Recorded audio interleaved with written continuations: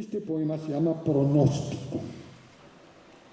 Cuando caiga en la calle, en la esquina de furor y emboscada, se escuchará de mis labios: mis hijos, se llegó el momento de su viejo.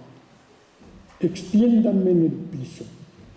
Para morir deben ponerme aquí bajo las sienes la más mullida de las piedras y arroparme con mis propios estertores. Tomen mi báculo, guárdenlo en el mismo sitio en que, dobladas y planchadas, esconderán mis sonrisas, mis recuerdos, mi terquedad de siempre y mis debilidades.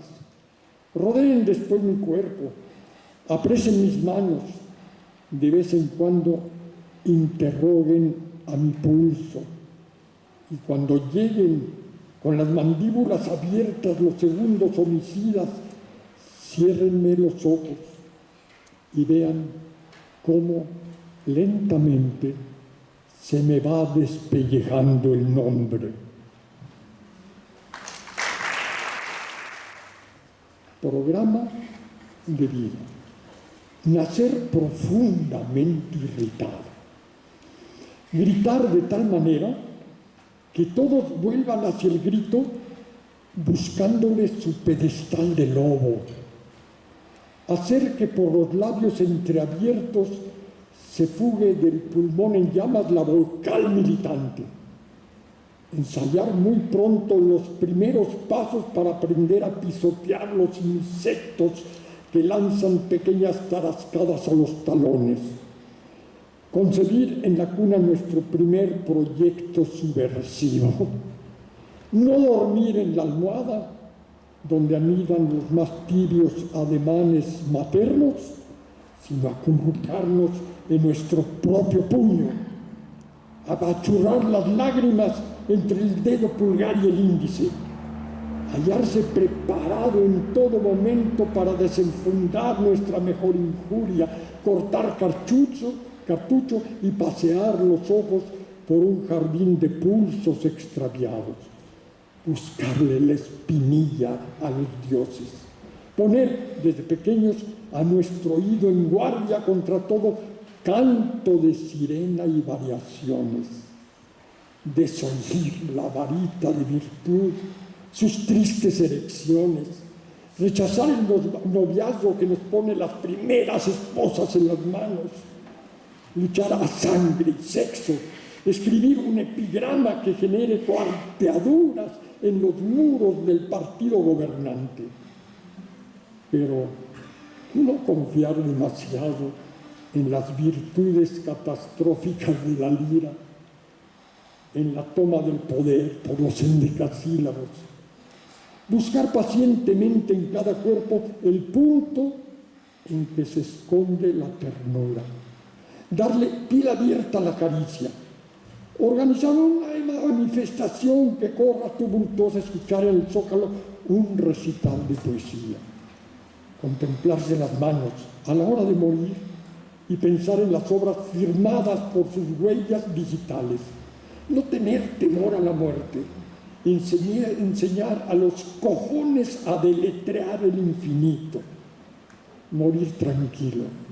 En fin, tranquilo, en paz, serenamente, si se está convencido de haber colaborado con un grano de pólvora al bendito desorden que se acerca.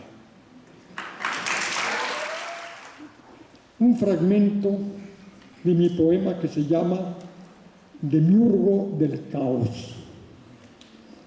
En este, mi final, llego con paso firme y el furor destructivo de siempre, estando como nunca en pie de guerra contra todos los monstruos y vestiglos que, devorando mis alrededores, poco a poco se acercan a mi cuerpo. Mas no quiero tener con la mentira ninguna complacencia. No puedo deshacerme del temor de que a mis espaldas mi sangre y mis neuronas busquen firmar un armisticio sospechoso entre mi corazón y mi cerebro, mi sangre, mis neuronas. Pero sé que esa conjura, si se trama, jamás prosperará, porque mi corazón continúa siendo el soldado en llamas que desde joven recibió instrucción militar de sus ideales. Sabedlo, pues, cuando llegue el reloj, con puntualidad de destino, a robarme la vida a mano armada, me encontrará ataviado, haciendo una trinchera de mi lecho, buscando tenazmente en mis pupilas una mirada fija en que instalar mi ausencia, y con la mano alzada, desfalleciente sí, mas indomable, para empuñar el final grito de guerra de mi último suspiro.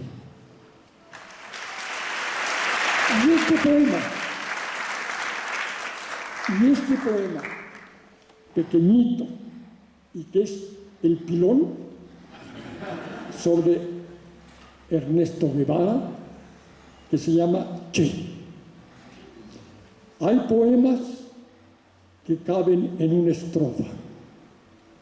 Hay poemas que caben en un verso.